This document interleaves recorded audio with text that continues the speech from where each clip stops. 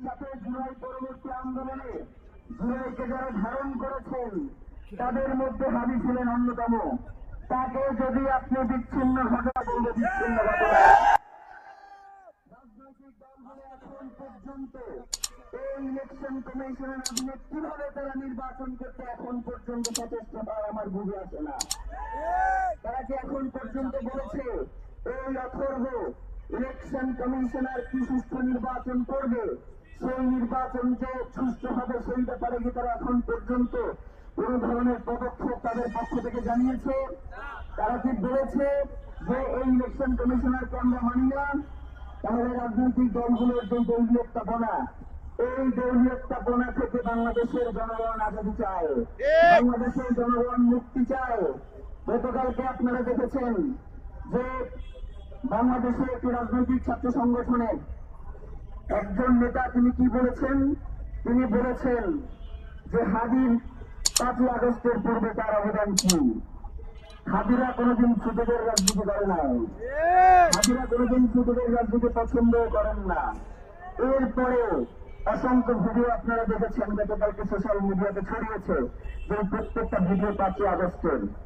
হাদি কোনদিন চিন্তা করে নাই যে তাকে ভিডিও দিয়ে প্রমাণ করতে হবে তার আজকের এই লড়াইকে। হাদি একটা কথাই বলেছেন, জান দেবে জুলাই দেবো না।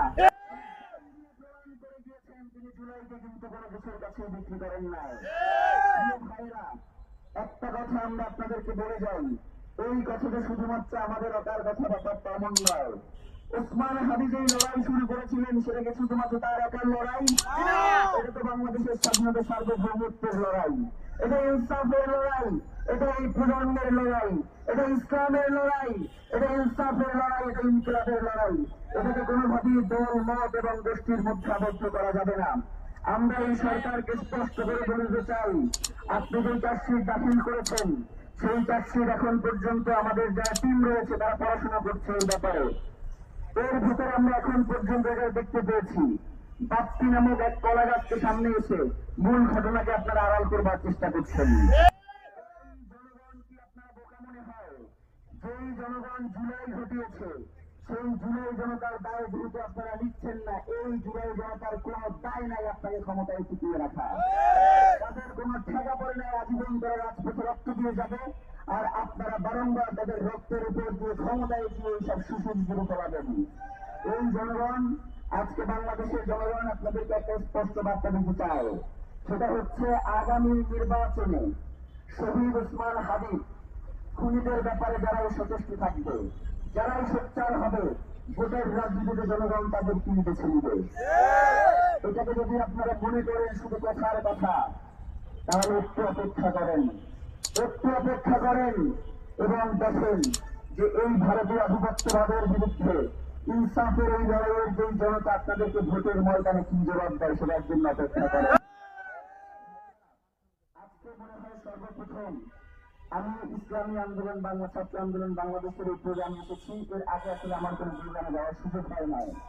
তো একটা কথাই বলি, ওসমান হাদির হত্যার বিচার শুধু ইনকিলাব মঞ্চের ব্যানারে হবে, এইটা আসলে খুবই একটা নিন্দনীয় ঘটনা। পুরো বাংলাদেশের জনতা যেভাবে ইসলামী আন্দোলন, জামাত ইসলামী, বিএনপি সহ বাংলাদেশের যত সংগঠন রয়েছে তারা সবাই যদি শরীফ ওসমান হাদির হত্যার বিচারের দাবিতে সোচ্চার না হয়, তাহলে বাংলাদেশে যে ভারতীয় আধিপত্যবাদ, বাংলাদেশে যে সার্বভৌমত্বের লড়াই, বাংলাদেশের পতাকার দিকে যে বিদেশি শকুনদের যে চোখ, সেই চোখকে আমরা উঠে ফেলতে পারবো না। যার কারণে এখনো সময় রয়েছে আমাদের প্রত্যেকের দল, মত সবকিছু ঊর্ধ্বে দিয়ে বাংলাদেশকে প্রাধান্য দিয়ে ইনসাফের লড়াইকে সামনে এগিয়ে নিয়ে যাওয়া। সবাইকে অসংখ্য ধন্যবাদ। বাংলাদেশ